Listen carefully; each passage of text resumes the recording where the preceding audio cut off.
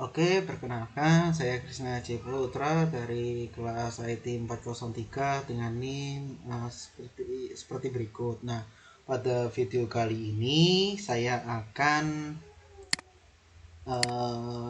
saya akan mempresentasikan tugas analisa berorientasi objek atau sesuai dengan tugas kedua untuk untuk tugas eh, untuk tugas kedua. Nah, untuk tugas kedua dari analisa berorientasi objek kelas IT 403, kita ditugaskan untuk membuat presentasi tentang permodelan sistem menggunakan use case diagram, activity diagram, diagram classes, dan berikan masing-masing contoh kasus yang sama, kemudian presentasikan. Bahan presentasi yang diunggah akan digunakan untuk mengambil nilai tugas, sedangkan presentasi untuk mengambil nilai UAS. Untuk kali ini sudah saya persiapkan presentasinya. Sebelumnya saya sudah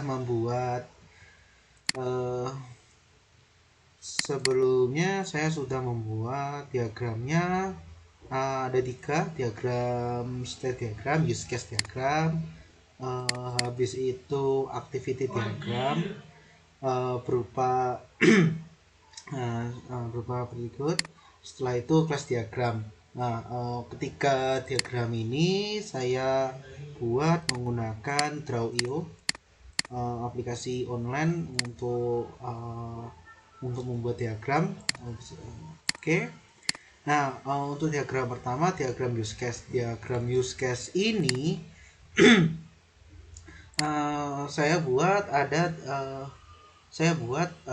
menurun ke bawah, horizontal. Ada dua grup, yaitu sebelum waktu login dan juga sign up.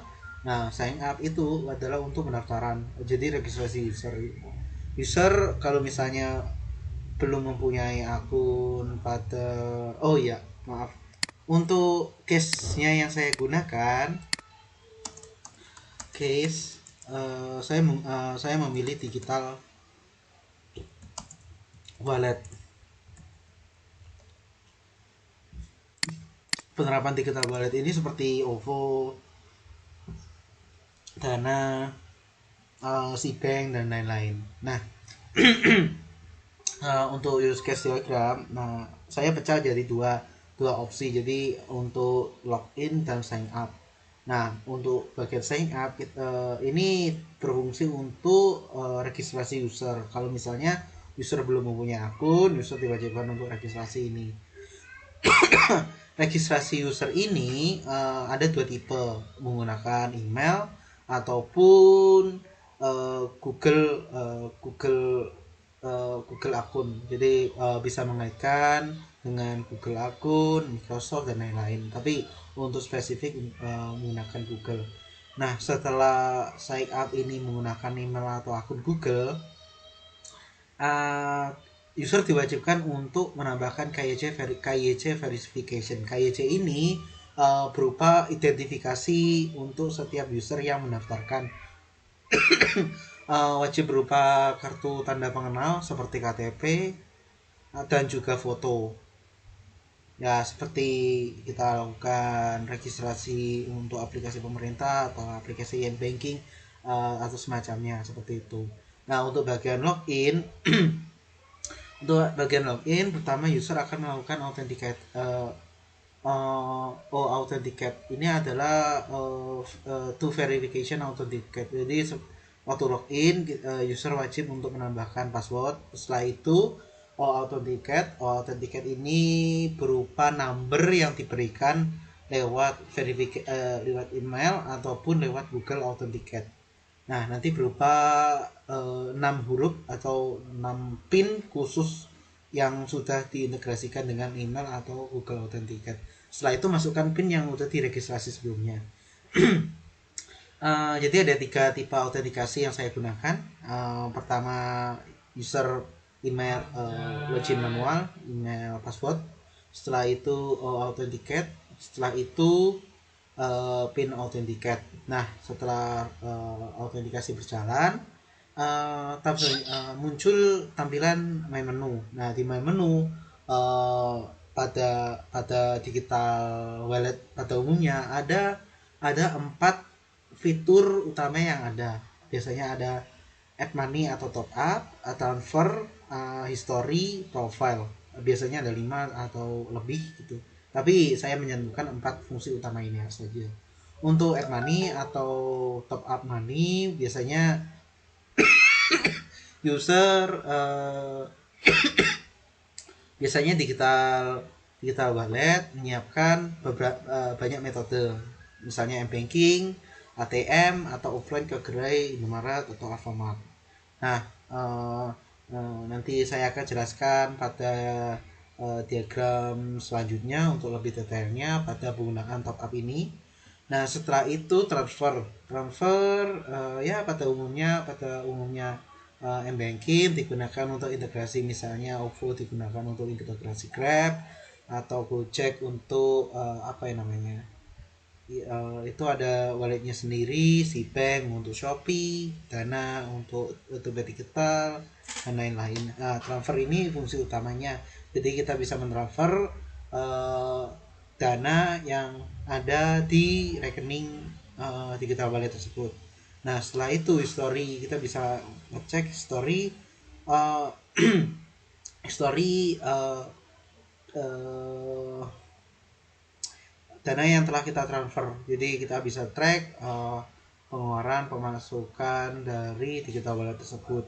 Nah, setelah itu profile ya pada umumnya profile di digital wallet kita bisa kita menambahkan chat akun, laporan, dan bantuan. Laporan ini untuk melaporkan kalau misalnya ada bug di aplikasinya, sedangkan bantuan untuk bantuan user kalau misalnya ada pertanyaan mengenai aplikasi tersebut.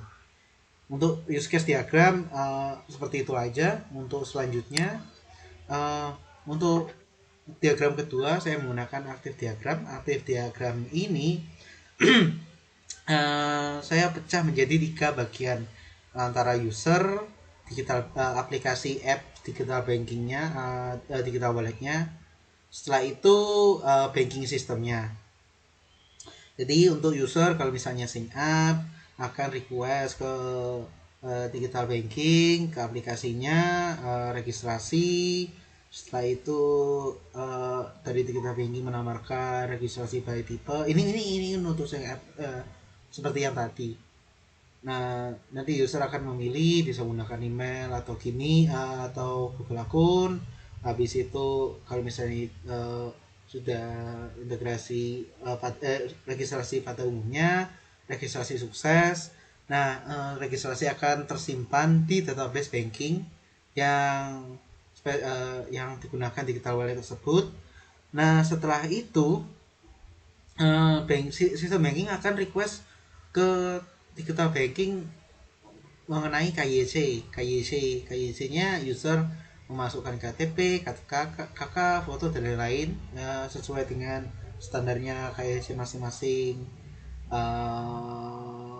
digital wallet tersebut. KYC terisi sukses, udah verification. Akun tersebut udah terverifikasi.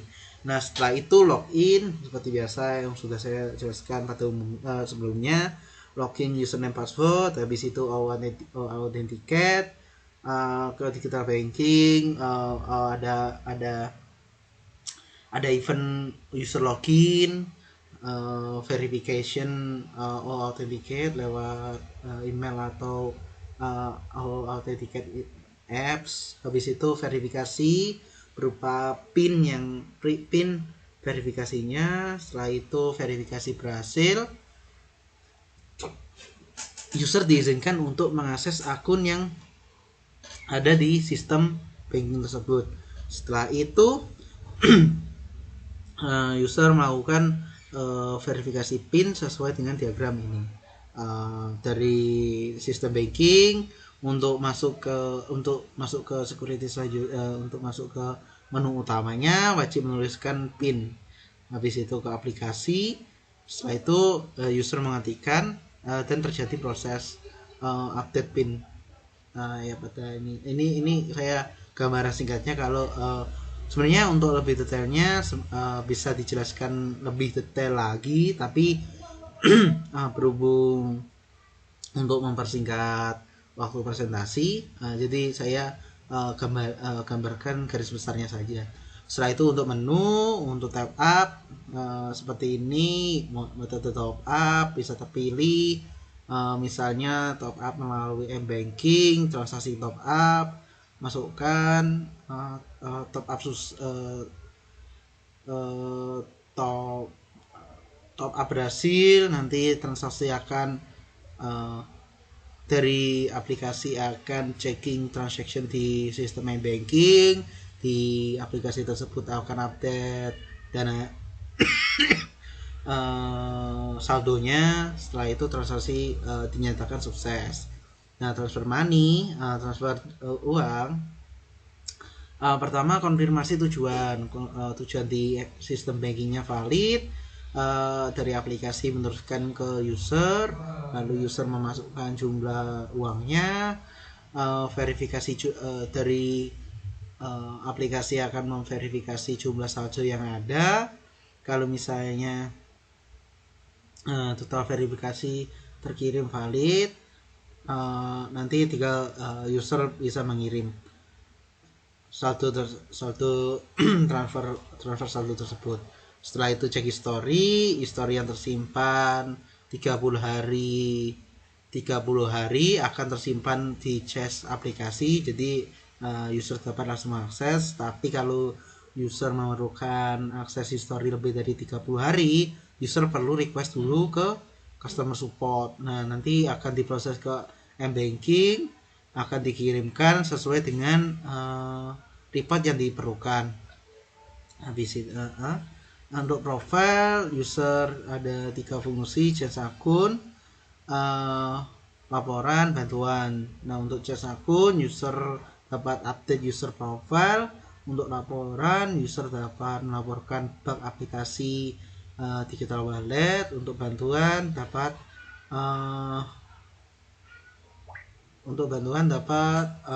disambungkan ke customer service untuk bantuan aplikasi atau lain-lainnya.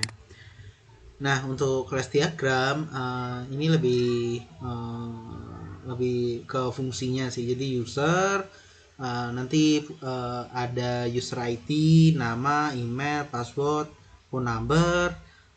User dapat registrasi, login, update profile, menambahkan saldo, transfer saldo, cek saldo, cek history, seperti yang sudah saya sebutkan sebelumnya.